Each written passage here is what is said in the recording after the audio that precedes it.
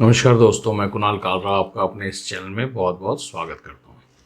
आज इस वीडियो में हम बात करेंगे पितृदोष के बारे में कि पितृदोष का जब भी जैसे श्राद्ध चल रहे थे या पितृपक्ष चल रहा था तो इसके अंदर काफ़ी मैसेजेस आ रहे थे। आप कमेंट्स में भी चेक कर रहे होंगे कि पितृदोष क्या होता है। पितृदोष के बारे में बताइए, क्योंकि कुंडली के अंदर अक्सर ये देखा जाता है और मेरे पास भी काफ़ी क्लाइंट्स आते हैं। तो क्लाइंट्स आने के बाद एक ही चीज़ कहते हैं कि हम इससे पहले हमारा काम नहीं चल रहा था, या हमारा बच्चा नहीं हो रहा, एबॉर्शंस हो रहे हैं, या कष्ट बहुत आ रहे हैं, कई चीज़ों में काफ़ी प्रॉब्लम्स आ रही हैं।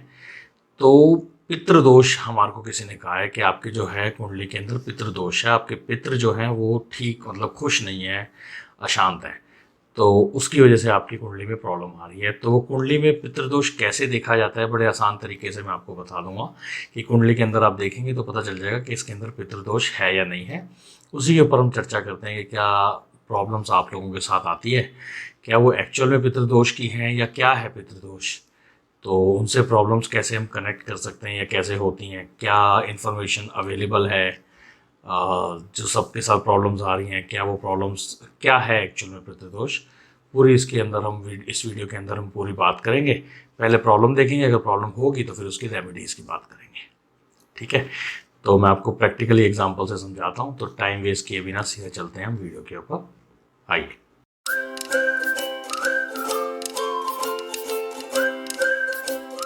पितृदोष, हम सब जानते हैं कि हमारे को कहा जाता है कि पितृदोष है अगर आपका बिजनेस नहीं चल रहा, बिजनेस के अंदर काफ़ी लॉसेस हो रहे हैं, या आपको संतान सुख नहीं है, या कई बार ये भी कहा जाता है कि पुत्र सुख नहीं है, तो आपकी कुंडली के अंदर पितृदोष है। पितृदोष बेसिकली वर्ड कहाँ से निकला था? ये था कि हमारे जो पितृ हैं वो कहीं ना कहीं, जैसे हमारे पूर्वज थे, वो हमारे परिवार से दुखी होकर गए थे। तो उस वजह से उनके जाने के बाद जब हमने जन्म लिया तो हमारी कुंडली के अंदर ये पितृदोष आया, और हम उस दुख का श्राप हैं, और हमारी मतलब कुंडली में हमारी लाइफ पे एक श्राप लगा हुआ है कि जिसकी वजह से हमारी जो लाइफ है वो सक्सेसफुल नहीं हो पाएगी, हम सक्सेस नहीं लाइफ के अंदर ले पाएंगे, हम बच्चा नहीं हो रहा, आगे वंश आगे नहीं बढ़ रहा, तो पितृदोष है। क्योंकि वंश आगे तभी बढ़ेगा अगर पितृ खुश होके गए होते, या फिर किसी पितरों की कोई अननेचुरल डेथ हुई हो, जैसे एक्सीडेंट या किसी भी चीज़ की वजह से, तब भी कुंडली के अंदर पितृदोष होता है। तो इस वजह से हमारे बिजनेस के अंदर प्रॉब्लम्स आ सकती हैं। अब ये बनता कौन कौन से हाउसेस के अंदर है ये हम देख लेते हैं, फिर उसके बाद हम बात करेंगे कि ये पितृदोष कितना वैलिड है या कैसे है। सबसे पहले हम देखते हैं कि कहा जाता है कि अगर आपकी कुंडली के अंदर राहु, केतु, शनि अगर सूर्य के साथ बैठे हुए हैं, राहु, केतु और शनि अगर सूर्य के साथ बैठे हुए हैं किसी भी घर के अंदर, ये हमारी कुंडली के अंदर 12 घर होते हैं, ये 12 घर आप देख रहे हैं। इन 12 घरों के अंदर अगर राहु, केतु और शनि किसी भी सन सूर्य के साथ किसी भी हाउस के अंदर बैठे हुए हैं तो आपको पितृदोष हो सकता है। एक कंडीशन नंबर 2 कि अगर जुपिटर के साथ भी राहु, केतु और शनि होते हैं तो भी पितृदोष के अंदर आएगा। अगर जुपिटर यानी गुरु ग्रह के साथ भी राहु, केतु या शनि अगर बैठे हुए हैं किसी भी घर के अंदर तो भी ये पितृदोष होगा। तीसरी इसकी कंडीशन ये कही गई है कि अगर जुपिटर या सन की राशि के अंदर भी राहु, केतु, शनि है, जुपिटर और सन की राशि के अंदर, जैसे सूर्य की राशि होती है 5 नंबर राशि लियो, और जो जुपिटर की राशियां होती हैं जिनके वो लॉर्ड होते हैं वो होती है 9वीं और 12वीं, यानी धनु राशि और पाइसेस मीन राशि। अगर इनके अंदर भी राहु, केतु और शनि बैठे हैं तो भी पितृदोष है। और एक कंडीशन और कही गई है जिसमें कहा गया कि अगर 10वें लॉर्ड, आपका जो 10th हाउस है उसके लॉर्ड, मतलब 10th हाउस में जो उनसी राशि है उस राशि का लॉर्ड, अगर उसके अंदर भी राहु, केतु या शनि बैठे हुए हैं उस लॉर्ड के साथ, या उस लॉर्ड के साथ बैठे हुए हैं तो भी जो है उस राशि के लॉर्ड के साथ बैठे हुए हैं तो भी आपका पितृदोष होगा। और भी बुध के साथ भी कही गई थी, मगर हम इतने सारी नहीं लेंगे। इसको प्रैक्टिकली हम देखते हैं कि प्रैक्टिकली ये कैसे पॉसिबल हो रहा है पितृदोष का, फिर हम पितृदोष के बारे में कुछ इसके अंदर बात करेंगे। तो मैं आपको सीधा कुंडली की तरफ ले चलता हूँ, बोर्ड की तरफ, और उससे आप चेक कीजिए कि पितृदोष कैसे बनता है, ताकि आप भी अपनी कुंडली में देख सकेंगे पितृदोष है या नहीं है। तो आइए सीधे चलते हैं। ये देखिए ये हमने कुंडली एक ले ली। समझ लीजिए हम कोई भी ऐसी कुंडली ले लेते हैं जिसके अंदर हम ले लेते हैं लियो, मतलब सिंह राशि की कुंडली ले लेते हैं, सिंह लगन की कुंडली ले लेते हैं। अब ये सिंह लगन की कुंडली है, ठीक है, ये कुंडली आप देख रहे हैं।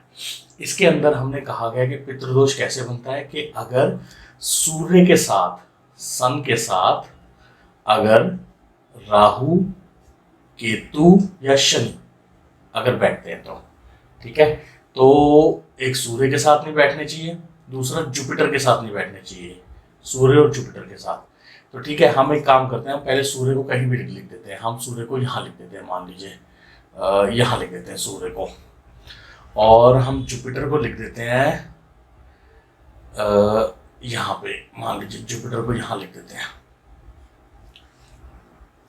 क्यों हम जुपिटर को यहाँ नहीं लिख सकते, 5वें में नहीं लिख सकते और 9वें में नहीं लिख सकते? क्योंकि मैंने आपको बताया कि 5वें और 9वें हाउस के अंदर अगर ये पितृदोष बनता है तो ये बहुत खतरनाक कहा गया है कि 5वें हाउस के अंदर अगर बनता है तो ये संतान सुख नहीं होने देगा, एबॉर्शंस देगा।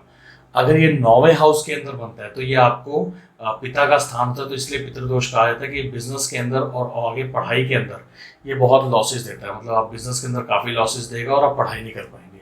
तो इन दोनों हाउस के इसके अंदर आ गया तो इसका मतलब पितृदोष बन सकता है। तो हम सूर्य को और जुपिटर को इन दोनों हाउसेस में नहीं रखते हैं, हम यहाँ रख देते हैं।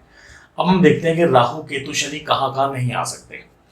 यहाँ नहीं आ सकते राहु केतु शनि, यहाँ नहीं आ सकते, ठीक है, यहाँ भी नहीं आ सकते, यहाँ भी नहीं आ सकते। अब हम राहु केतु शनि को कहाँ नहीं ला सकते? 10th हाउस के लॉर्ड, 10th हाउस का लॉर्ड का मतलब हो गया वीनस, वीनस की राशियों में भी नहीं आ सकते, यानी इसमें भी नहीं आ सकते। वीनस की राशि है, एक ये राशि है और एक ये राशि है, तो पहले कैंसिल हो गया कि इस राशि के अंदर भी नहीं आ सकते। मान लीजिए अगर जुपिटर यहाँ बैठा हुआ है, सॉरी इसका जो है वीनस, अगर वीनस यहाँ बैठा हुआ तो यहाँ भी नहीं आ सकता वीनस के साथ, क्योंकि 10th हाउस का जो लॉर्ड है उसके साथ भी नहीं आ सकता। अगर ये आ गया तो ये पितृदोष बना देगा, यहाँ नहीं आ सकता, यहाँ नहीं आ सकता। अब राहु केतु शनि और कहाँ नहीं आ सकते? एक जुपिटर की राशियों में भी नहीं आ सकते। मैंने ये कंडीशन बताई थी ना कि जुपिटर की राशियों के अंदर में। अब जुपिटर की कौन सी राशि है? एक 9वीं राशि और एक 12वीं राशि, यानी यहाँ भी नहीं आ सकता राहु केतु शनि। अब राहु केतु शनि यहाँ भी नहीं आ सकते, एक और सूर्य की राशि में भी नहीं आ सकते, तो सूर्य की राशि में भी हम इसको क्रॉस मारते हैं।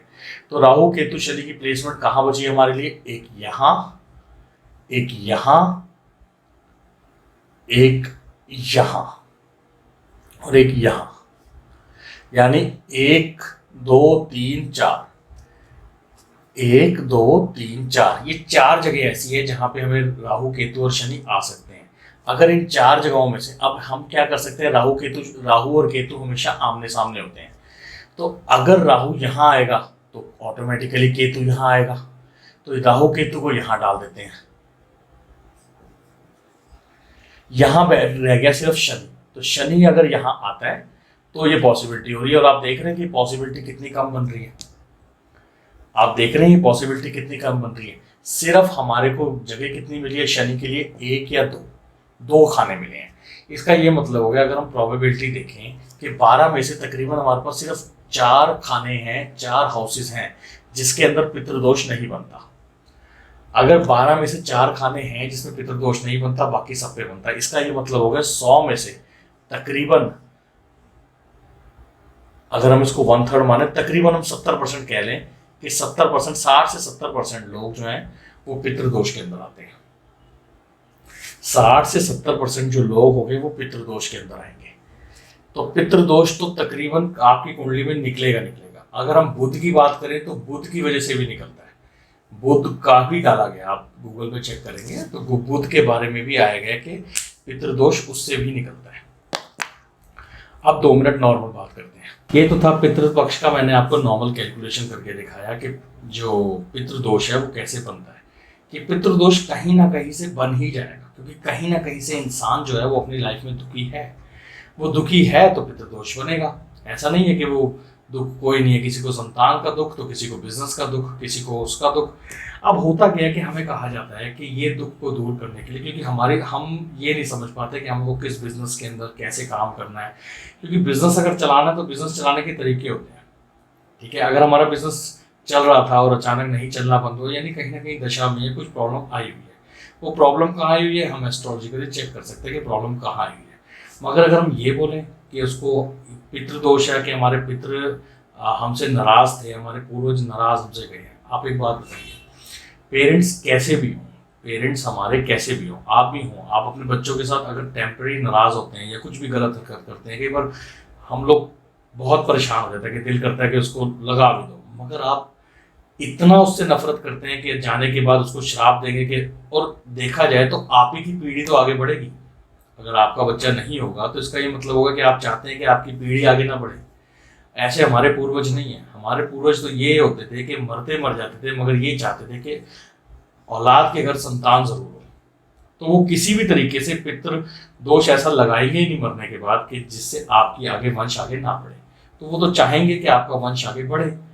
तो इस तरीके से हम कैसे कह सकते हैं कि वो दुखी हैं? किस तरह से कह सकते हैं हम दुखी हैं? श्राद्ध हम लोग कहते हैं कि श्राद्ध होता है, श्राद्ध हम लोग एक्चुअल में उनको याद करते हैं, उनकी अच्छी बातें याद करते हैं और उनके नाम पे कुछ डोनेट करते हैं कि हमने उनको अच्छी चीज़ें, हमने हम उनकी वजह से हम यहाँ पे हैं। क्योंकि अगर वो लोग ना होते, हम लोग ना होते, हमारा जो जन्म हुआ है उन्हीं के थ्रू हुआ है, तो यानी हमारे जो पूर्वज हैं वो, हम उनको साल में एक दिन याद करते हैं, क्योंकि 15 दिन में से एक दिन हम उनको देते हैं कि एक रिस्पेक्ट की तरीके से कि आपके लिए आपने हमारे को जो जीवन दिया, हमारा पालन पोषण किया, उसके लिए हम आपको रिस्पेक्ट देते हैं। मगर अगर हम नहीं दे पाते तो वो नाराज नहीं होंगे, ये हम अपने अच्छे के लिए करते हैं कि हमें अच्छा लगता है कि उनको याद करना। हर देश का, हर दुनिया का अपने पूर्वजों को याद करने का तरीका अलग होता है। हम कहें कि हम लोग श्राद्ध करते हैं, नहीं करते हैं तो हमारे साथ प्रॉब्लम हुई है, बाकी दुनिया के लोग वो तरक्की नहीं कर रहे हैं, वो भी तरक्की कर रहे हैं। तो तरक्की को पितृदोष के साथ मत जोड़ें, तरक्की को पितृदोष के साथ मत जोड़ें। पितृदोष है वो अपनी जगह है कि पितृदोष है आपकी कुंडली में। आप एक चीज बताइए, ये कुंडली जब बनी है तभी तय हो गया था कि आपके साथ ये होगा? हो सकता है उस टाइम आपके पितृ जो वो जिंदा हो सकता है आपके पितृ उस टाइम पे जिंदा हो, वो आपके पितृ जो दादा वगैरह जिंदा हो। मतलब आपके जन्म के टाइम पे ये लिखा गया कि आपकी इस उम्र तक ये प्रॉब्लम आएगी, इस उम्र तक आपके संतान नहीं होगी, या इस उम्र तक आपका बच्चा, आपका बिजनेस में प्रॉब्लम आएगा। मगर वो तो मरने से पहले थोड़ी वो आपको तय कर देंगे, मरने के बाद पितृदोष लगेगा ना, तो आपकी आने वाली जनरेशन पे लगेगा। अब आप ये नहीं कह सकते श्राद्ध तो अपने दादाजी का करते हैं, उनसे पीछे का थोड़ी करते हैं। जनरली बात है, मैं जो एक रेयर कह रहा हूँ कि हम लोग ज़्यादातर अपने दादा वगैरह का करते हैं, जिनको हमारे पेरेंट्स फॉलो करते आ रहे थे, उनसे ऊपर एंसेस्टर्स का नहीं करते। क्योंकि जैसे कोई बताया जाता है आपका तीसरा है, आपका 5वां श्राद्ध है, आपका 7वां श्राद्ध है, तो हम करते हैं। हमें रिस्पेक्ट उनको देनी चाहिए, मगर साथ में डर को नहीं जोड़ना चाहिए कि ऐसा नहीं करेंगे तो हमारे साथ काम हमारा खराब हो जाएगा। फिर हम मुसीबत की तरह लेंगे उसको, फिर हम उसको ऐसे लेंगे, यार श्राद्ध आ रहा है, चुपचाप जो दान है ना उसको करवा देते हैं। अगर हमने दान नहीं किया तो फिर हमारे पे कष्ट रहेगा। अगर हमने ये चीज़ डोनेट नहीं की, कोई पंडित आया है या कोई मांगने वाला आया है, अगर हमने उसको श्राद्ध का नहीं दिया तो हमें डरना चाहिए, क्योंकि हमारा बिजनेस फिर डाउन हो जाएगा। ठीक है, मैं जो कहना चाहता था मैंने आपके साथ शेयर किए। आगे आप समझदार हैं, आप जो सोचते हैं, मैं जो सोचता था मैंने आपके साथ शेयर किया। पितृदोष की आपको मैंने सारी चीज़ें बता दी, कैसे कुंडली के अंदर बनता है।